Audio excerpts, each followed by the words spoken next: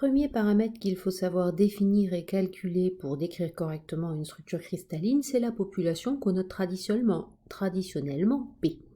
La population, c'est tout simplement le nombre de particules élémentaires qui appartiennent à la maille, mais ce qui est important, c'est de noter qu'il faut que cette appartenance soit une appartenance en propre, c'est-à-dire uniquement à la maille que vous êtes en train d'étudier. Pour étudier un exemple de calcul de cette population, je vous propose de nous intéresser à une maille de type CFC, cubique, face centrée, dont vous voyez le dessin. Les particules élémentaires sont traditionnellement assimilées à des sphères de rayon R. Elles ont un volume qui n'est pas négligeable. Lorsque l'on dit que l'on place une particule au sommet de la maille cubique, il faut bien comprendre que le sommet est occupé par le centre de la particule, le centre de la sphère de rayon R. Et donc il apparaît très nettement que la matière formant cette particule va en fait venir déborder du volume de la maille. Donc ça veut dire quoi? Ça veut dire que cette particule que l'on a positionnée sur le sommet, elle n'appartient pas que au cube que nous sommes en train d'étudier, mais elle va être partagée avec les cubes voisins dans le réseau, collés, si je puis dire, d'une certaine manière au cube que je suis en train d'étudier. Puisque ce qui m'intéresse, c'est le nombre de particules appartenant en propre à la maille, il va bien falloir que j'établisse un coefficient d'appartenance, c'est-à-dire un facteur que je vais affecter à chaque particule selon sa position dans la maille et qui rendra compte du nombre de mailles qui se partagent la particule étudiée.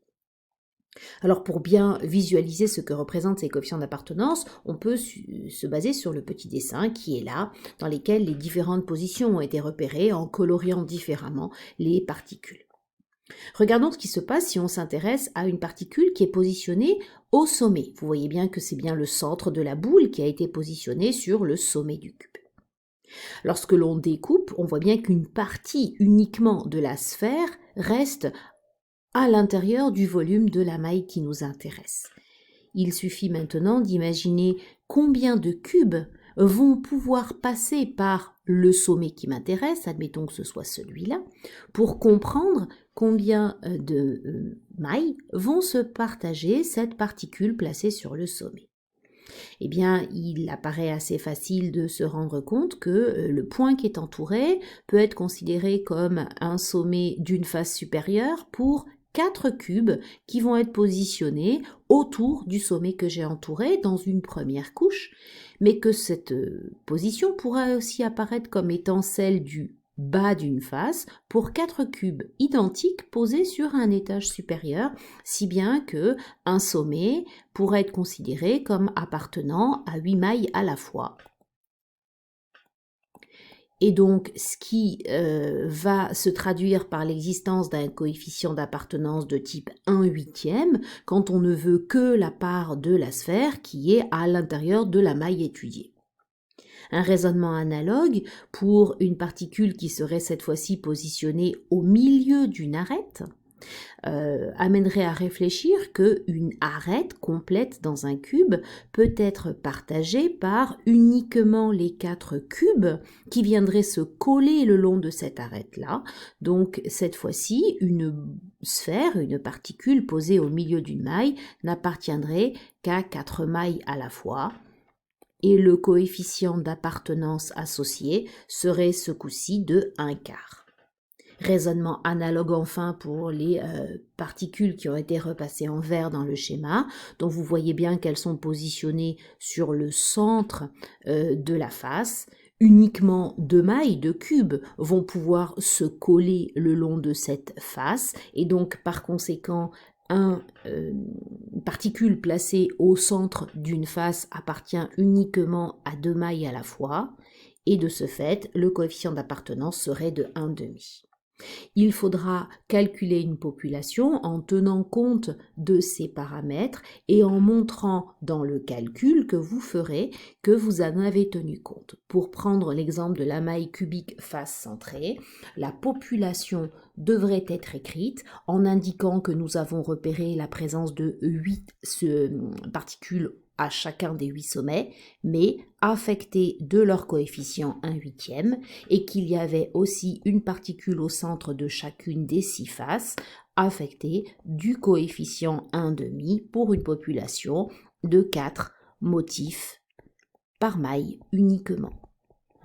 Pas donner que le résultat 4, mais bien montrer comment le calcul a été effectué. Paramètre suivant extrêmement important, c'est ce que l'on va appeler la coordinance ou l'indice de coordination, traditionnellement noté IC.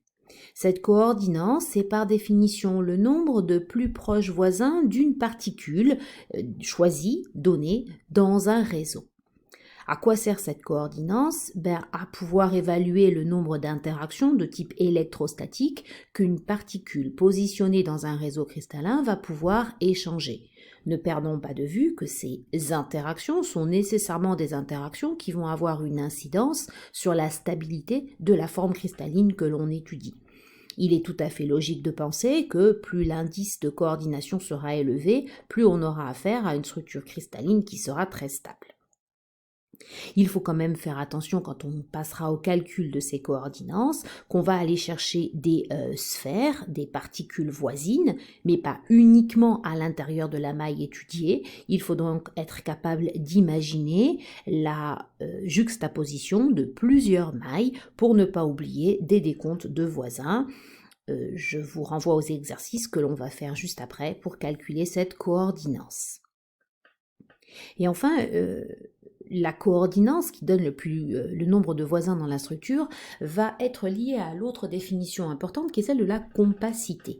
La compacité, c'est la manière dont la matière est compacte. Et donc, il apparaît logique de dire que cette compacité est liée à l'occupation réelle de la matière dans le volume géométrique défini par le réseau cristallin. Une compacité, c'est un chiffre, c'est un taux. Un taux, c'est-à-dire un pourcentage d'occupation de la matière dans la maille. On calculera donc cette compacité, que l'on note traditionnellement grand C, comme un rapport de deux volumes, de manière à avoir une grandeur sans dimension. Il faudra calculer le volume réel des particules contenues dans la structure cristalline, donc on prendra un élément de référence qui est la maille, et on ramènera ça au volume géométrique occupé par la maille, donc qui contiendra non seulement des particules, mais aussi du vide entre ces particules.